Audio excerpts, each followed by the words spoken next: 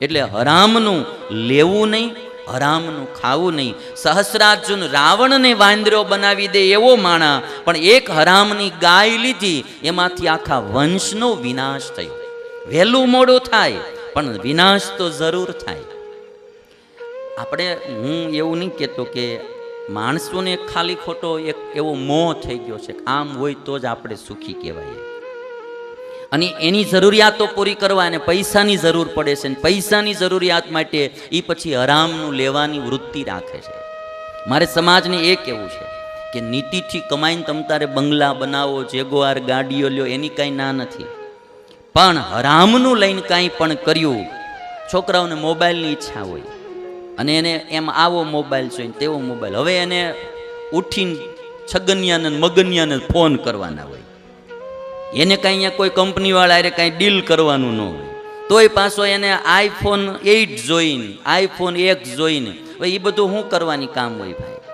અને પછી ન મળે એટલે માળો ઘરે ચોરી કરે, બહાર ક્યાંક ચોરી કરે, બીજું ત્રીજું કરે, અને આવા કામમાં ચડી જાય. આટલું બધું આ લોકોને ફેસિલિટી હોય તો સુખી હોય એવું કંઈ નથી. તમને આ બધું અહીંયા વ્યાસપીઠે હું બેઠો એટલે તમને જે લાગતું હોય, પણ વરદી પહેલાં હું હજી પતરાવાળી રૂમમાં રહેતો હતો. લ્યો હાલો, સ્લેબ તો હજી હમણાં ભરાણો અમારે ભાઈ. એટલે એવું કંઈ નથી કે આમ બહુ મોટો બંગલો હોય તો જ આપણે સુખી રહી શકીએ. હા જરૂર, મારું એવું નહીં કેવું ન કરવો એવો, પણ હરામનું લઈ અને કાંઈ ન કરવું. નીતિથી મળે તો તમ તારે 5 બંગલા બનાવો, 100 કરોડનો બનાવો, એની કંઈ ના નહીં. મોટી મોટી ગાડીઓ રાખો, એની કંઈ ના નહીં. રોલ્સ રોય રાખો તમારે, એની કંઈ ના નહીં. પણ નીતિથી આવે તો હરામનું ન લેવું, એ હક નહીં લેવા દે. ટેવ પડી ગઈ છે આપણને બધાને હરામનું ખાવાની અને હરામનું લેવાની. હોય ને બધું કરો. આપણે જયસિંહ રાજા હતા, રાજસ્થાનના જયસિંહ રાજા, જેના ઉપરથી જયનગર નામ પડ્યું. હા, જયનગર, જયસિંહ રાજા ઇંગ્લેન્ડ ગયેલા, લંડનમાં. અને ઇંગ્લેન્ડમાં રોલ્સ રોય કંપનીની આમ પોતે સાદા વેશમાં, આમ રાજાના વેશમાં નહોતા. ભારત દેશ સ્વતંત્ર થયા પહેલાંની વાત, એટલે આમ સાદા વેશમાં ફરવા માટે નીકળેલા, ને એમાં રોલ્સ રોય કંપનીનો શોરૂમ જોયો. એટલે રાજા અંદર જવા માટે ગયા, પણ સાદા વેશમાં, ભારતીય વેશ, એટલે ઓલાને એમ કે આ કોઈ ભારતીય માણસ હશે, એટલે કોઈ અંદર ઘૂસવા ન દીધા, જરાક ઇન્સલ્ટ કરીને, અપમાનિત કરીને બહાર કાઢી મૂક્યા. એટલે જયસિંહ રાજાને એમ થયું કે આ મારા વેશનો વાંક છે, એટલે આવ્યા ઉતારે. અને પછી એના નીચેના માણસોએ એને બધાને મોકલ્યા અને કે રોલ્સ રોય કંપનીનો શોરૂમ છે ને, અહીંયા જેટલી હોય ને એટલી બધી લખાવી દો અને આપણે જયપુર મોકલાવી દો, કે પાર્સલ થઈ જાય એટલે કરી દો કે એમ. એટલે 6 ગાડી હતી, 6 રોલ્સ રોય ગાડી ખરીદી લીધી અને જયપુરમાં મોકલી દીધી. અને કોર્પોરેશનવાળાને આવડી આ 6 ગાડીઓ દઈ દીધી કે આમાં જે કંઈ આપણા નગરનું કચરું હોય ને ભરી ભરી નાખવા જવાનું કે. એટલે રોલ્સ રોય કંપની, એટલે એની ગાડીની ડિમાન્ડ ડાઉન થઈ જાય ને.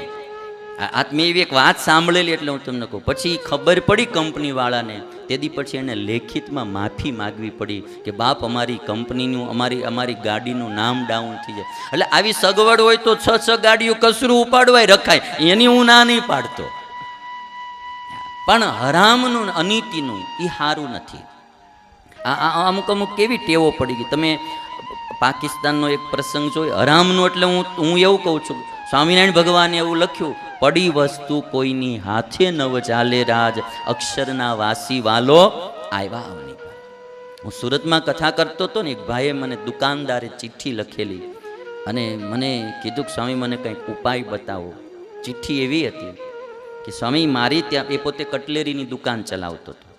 હવે એમાં કોઈ એક બેન કંઈ ખરીદવા માટે આવેલા અને એનું પાકીટ ત્યાં દુકાનમાં પડી રહેલું. એટલે આ ભાઈ બેન ભૂલી ગયા એટલે જતા રહ્યા, અને બ્રાહ્મણ બેન અને જતા રહ્યા. પછી એણે પાકીટ લઈ લીધું, જે કંઈ એમાં થોડાક રૂપિયા, નાનું એવું એકાદું ઘરેણું એ હતું, એ બધું આણે લઈ લીધું. ઓલા બેન ઘરે ગયા પછી ખબર પડી કે ભાઈ મારું પાકીટ રહી ગયું. એટલે દુકાને પાછા આવ્યા, ભાઈ મારું અહીં પાકીટ પડ્યું રહ્યું છે. તો કે આવડા દુકાનવાળો ખોટું બોલ્યો, ના કે અહીંયા પડ્યું નથી રહ્યું. એટલે પછી ઓલા બેન તો વયા ગયા. 9 વર્ષની, લગભગ 13 વર્ષ આ ઘટનાને ઘટ્યા એને થઈ ગયા. આ ભાઈએ મને ચિઠ્ઠી લખી, મને કે સ્વામી, જ્યારે કે ક્યારેય તમારી કથા સાંભળું છું ને, ત્યારે મને કે આવલા ભૂતકાળના વિચારો આવ્યા કરે છે કે મેં એ બાઈના હરામના રૂપિયાને ઘરેણું લઈ લીધું, મને કે ઊંઘ નથી આવતી ને વિચારો આવ્યા કરે છે, અને એને લઈને મારે ધંધામાંય બહુ નુકસાન ગયું અને ઘરે બહુ મારે કંકાસો થયા. મને એમ થાય હરામનું આવ્યું એટલે મારે આ થયું છે, હવે મારે આનું શું કરવું? મેં એને કીધું કે જો તને હજી કદાચ એ બેનનું એડ્રેસ મળતું હોય ને તો જેટલું લીધું એટલું એને પાછું દઈ આવશે તું. હા, તું એને પાછું દઈ આવજે. આમાંય પાછી પ્રામાણિકતા રાખવી પડે, નહીંતર અમારા વાળા એમ કે કાંઈ દાન દઈ જાય છે ને એટલે તારું પાપ બૂમ. આમાંય પાછું આમાંય પ્રામાણિકતા રાખવી પડે કે ભાઈ અમારા વાળાને તો પછી આવું જ બધું કર્યા કરે. એને તમે સાચો માર્ગ બતાવો કર્મનો કે એને સિદ્ધાંતનો. હું તો એટલું કહું, જે માણસ નીતિએ રહી ને એને ઉપરવાળો ગમે ત્યારે ફળ આપે. હરામનું ખાઈ દુઃખી થાય, પછી એને ગમે એટલા ગ્રહના વીંટકીયું પહેરવી હોય ને ભલે પહેરતો, સરખું થાય જ નહીં. ધર્મ સુખનું સાધન છે, અધર્મ દુઃખનું સાધન છે. આ બહુ સનાતન સત્ય છે. જેને સુખી થવું હોય એને ધર્મનું પાલન કરવું, દુઃખી થવું હોય એને અધર્મ કરવો. બાકી એમાં પછી આ કરીએ ને તે કરીએ ને કંઈ. અને તમને બધાની મારી વિનંતી છે, કર્મ કરવામાં ધ્યાન રાખો, ધંધામાં ધ્યાન રાખો. બહુ ખોટા પછી તમે નકરા હાથ જોડાવા ન જાઓ. એ બધા હાથ બધાના હરખા જ હોય. ધંધો મળે ને કરવા એટલે ઓટોમેટિક ધંધામાં ધ્યાન દો. આ વોટ્સઅપમાં થોડુંક ઓછું કરી નાખો ને મોબાઈલમાં ધ્યાન દેવાનું ઓછું કરી નાખો ને ધંધામાં ધ્યાન વધારી દો, બધા ગ્રહ નડતા બંધ થઈ જાય. આ બે ગ્રહો બહુ વધારે નડે સટાણે માણસને, મોબાઈલ રૂપી ગ્રહ. એટલે પછી આવી રીતે જે ધતિંગને કરવું, હરામનું લેવું, કોઈને ખોટી રીતે ભરમાવા, એટલે જ્યાં ત્યાં માણસો તરત ઉપડી જાય. અમારો હાથ જોઈ દો, અમારા ભાઈ લલાટમાં હું લખ્યું, લલાટમાં કાંઈ નથી લખ્યું. કામ કરવામાં ધ્યાન રાખો. આળો ખંખેરો ધંધા 100% ધંધામાં ધ્યાન દેવું જોઈએ. 100%. 1% બી ઓછું ધ્યાન દેવાય ને માણસ સફળ ન થાય. પછી કે અમે મહેનત બહુ કરીએ, સફળ કેમ નથી થતા? આ તમે બધા ક્રિકેટ જોઈ જ હોય, તમને બધાને ખબર હોય ક્રિકેટમાં હાર ને જીત કેટલા રનથી હોય ભાઈ? 1 રનથી. લો, સામેની માણસની ટીમે સામેની ટીમે 400 રન કરી નાખ્યા હોય અને આવડો 401 કરે એટલે જીતી ગયો કહેવાય. 1 જ રન. 1 રનથી હારે ને 1 રનથી જીતે. એમ ધંધામાં, બિઝનેસમાં, કોઈ બી કાર્યમાં માણસ સેજ સાવધાન ન રહે એટલે તરત હારી જાય. પછી ખોટું અંધશ્રદ્ધામાં વિશે ન જાવું.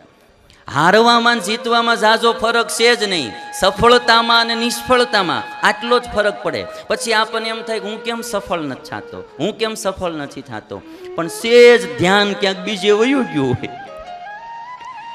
સેજ ક્યાંક બીજે વયું ગયું હોય, પછી એમાં સફળતા ન મળે ભાઈ. અટાણે કોમ્પિટિશનનો જમાનો. અહીં તો સેજ ગાફલ માણા રહ્યો એટલે તરત વયો જાય. મેં માર્કિંગ કર્યું છે બધા ધંધાઓમાં. હું જોઉં, બધાને પૂછું, જેને હાલે છે ને ધોમ ધોકાર હાલે છે, અને જેને નથી હાલતું ઈવડાઈ માળા એમ જ કર્યા કરે છે અમે ઓણ બહુ મંદું છે, આ જીએસટી ને આ નોટબંધી. હજી ઘણા માઇન્ડમાં ગયું જ નથી. આ આવું ખોટું માણસોને દોષ દેવાનું થઈ ગયું છે. મૂળ ધ્યાન નથી દેતો ધંધામાં. બાકી જેને હાલે છે ને, અમારે જે સુરતમાં એક ભાઈ છે, મને કે જીએસટી આવ્યું પછી તો મજા પડી ગઈ. મેં કેમ? નહીં તરીકે આ બધા શેઠિયાળા રૂપિયા જ કાપ્યા કરતા, રોકડા હિસાબથી જે કાપતા બંધ થઈ ગયા કે. એટલે બધાને અમુક આમ તમે આમ જુઓ તો કામ ન કરવું હોય ને માણસ, પછી દોષ બીજાને બહુ દીધા કરે. એટલે આપણે બધાએ જરાક આમાંથી બારું આવી. અને ખાસ મારી વિનંતી એટલા માટે છે તમને બધાને, સફળ થવું હોય ને એને મહેનત બહુ કરવી પડે. મહેનત વિના સફળતા નથી મળતી. પુરુષાર્થ કરવો પડે, પ્રામાણિકતા રાખવી પડે, નીતિમત્તા રાખવી પડે, તો માણસ આગળ જાય ને જાય. એટલે આપણે બધા છે ને અટાણે આ ભારતમાં, મારે તો પેલો આ મેસેજ દેવો છે કે એક માનસિકતા આપણે છોડીએ કે આટલું બધું હોય તો સુખી હોય એવું નથી. આ કાંઈ વાળની ફેશનો હોય તો સુખી, આ અમે ટકામ સુખી નથી. એટલે હું કાંઈ આમ કરી તેમ કરી તો સુખ આવે એવું સમજો છો તમે? હા હોય, ઠીક છે, એ બધું માથાકૂટ વાળું થોડાક દી રાખવું જોઈએ. આ બધા હમણાં ફેન્સી દાઢીમ લાગ્યા છે, એ રોજ હોયરા કરવું પડે. એની કરતાં અમારા આમાં છે ને મહિનો દી સુધી માથાકૂટ જ નહીં. મહિને એકવાર બોલાવી વાળાને હજયો ફેરવી નાખે, કાંઈ ધ્યાન રાખવાનું આવે જ નહીં કે અહીંથી આમ લેજે તેમ લેજે. મહિનો સુધી ચિંતા જ નહીં. એટલે કાંઈ બધું હોય તો સુખ છે એવું નથી. અમુક ન હોય એમાંય સુખ એટલે ધન માટે હરામનું ન લેવું. એટલે આપણા જીવનમાં સુખી થવું હોય, હું તમને સૌથી મોટું, હું હાથની રેખામાં માનતો, મેં કોઈ દી ક્યાંય જોવડાવી નથી ને હું કોઈની જોતો નથી. ઘણા અમારી પાસે આવે, બાપુ હાથની, મેં કીધું ભાઈ એમાં આપણને નથી ખબર પડતી કાંઈ. હા, એટલે એ બહુ તમે એમાં ન પડતા, ખોટી ગ્રહની વીંટીઓમાં ન પડતા. ધર્મ રાખો, કર્મ સારું રાખો, ભગવાન સારું ફળ આપશે. સારા કામ કરવાનું શરૂ કરી દો, ભગવાન રાજી થાય, સમાજ રાજી થાય, લોકો રાજી થાય એવા કાર્ય શરૂ કરો. ઈશ્વર જરૂર આપણને સુખી કરશે. અંધશ્રદ્ધામાં કે કોઈને ખોટી રીતે દુઃખી કરીને લેવું નહીં, આ બધું હરામનું છે.